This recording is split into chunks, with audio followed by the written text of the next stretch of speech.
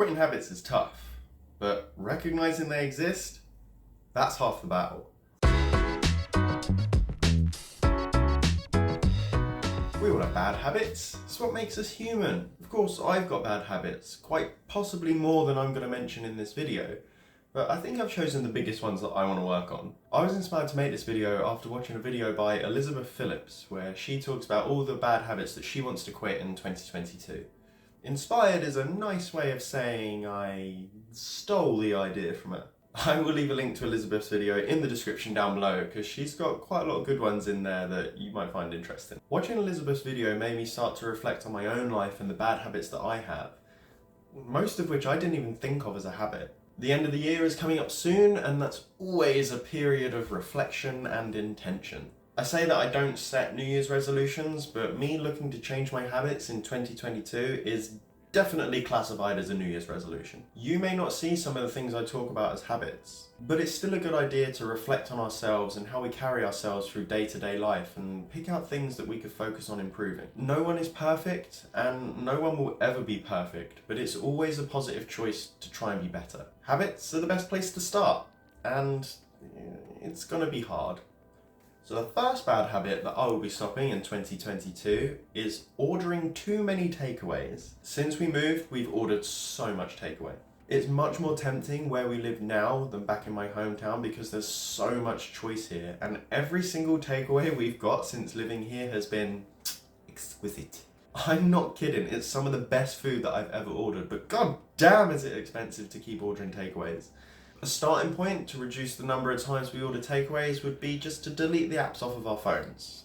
Make it harder to just open it up and browse and remove that temptation. Of course, there'll still be days where we feel just a bit too lazy to cook, so it's probably worth buying more easy to prepare meals and some microwave dinners as well. If you have some of the same bad habits as me, or this video just makes you reflect on some other bad habits that you might have, then please go ahead and tap on that like button to help spread this video to others. Using my credit card is a bit of an issue at the moment. Credit cards are fantastic if you use them properly, like buying food and fuel and then paying it back by the end of the month. But it's very easy to be reckless with them. Christmas shopping this year has all gone on the credit card, which should be a big no-no, but here we are. I never used to keep my credit card on me just to keep the temptation away, but a while ago I had to use it for some emergencies and I just never took it out of my wallet. I decided to keep it in there, just in case. It's been there ever since, and that's not good. So that shit is coming out of there and it's not being used again until it's clear. Moving on, the third bad habit that I want to nip in the dick is ignoring time blocks to do less valuable tasks. In my video about setting goals every 12 weeks, I say that part of my action plan is to block time in my calendar every week. Every week I block out time for specific tasks so I know what I'm doing when I'm doing it. Well, I know what I'm supposed to be doing when I'm supposed to be doing it. I've lacked the discipline the past couple of weeks and have flagrantly ignored the notifications that pop up on my phone, instead deciding to sit and watch The Walking Dead most evenings. And that show still f***ing slaps, so I don't want to hear nothing on the matter. Anyway, I always feel bad afterwards for not putting in the work that I'm supposed to. And it's not a nice feeling to have, so I'm going to change that. Accountability is what I need. I have a problem with leaving too much time between talking to friends and family. It's so easy to get wrapped up in what you're doing and not really think about much else. Before you know it, 3 weeks have gone by and you haven't even sent your mum a hello.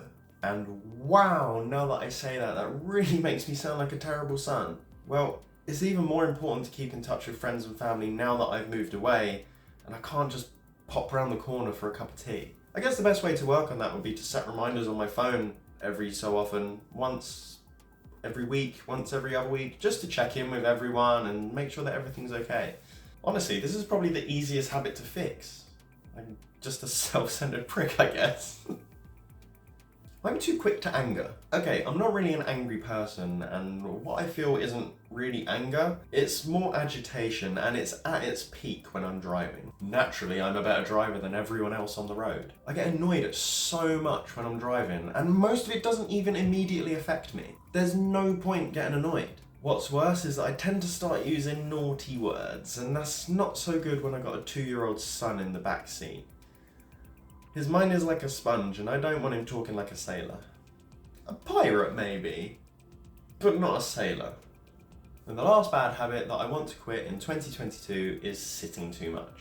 I have an office job, which means I sit down all day. That's not terrible, especially when you factor in me walking to and from work every day, with the journey being about 40 minutes each way. I got through a lot of audiobooks at 1.75 times speed.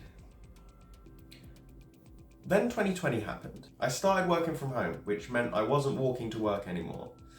It also meant that I wasn't getting up as much to go see other people around the office or to go and make coffee and get water and that sort of stuff.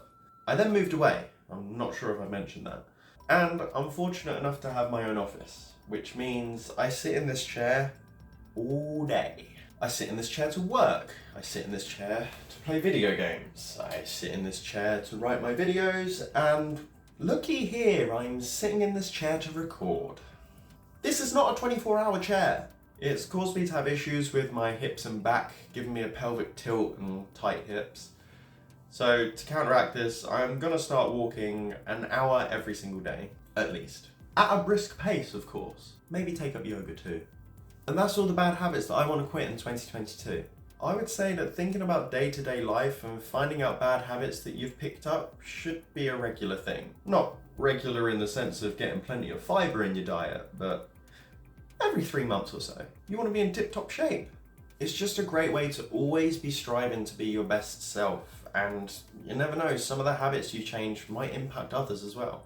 For example, I'm sure my friends and family will be happier to hear from me more often, and not using bad words in the car so much would stop my son from cussing me out anytime soon. We all want to be our best selves, and fighting bad habits is a good place to start. Keep an eye out for a part 2 where I'll talk about good habits that I want to start next year.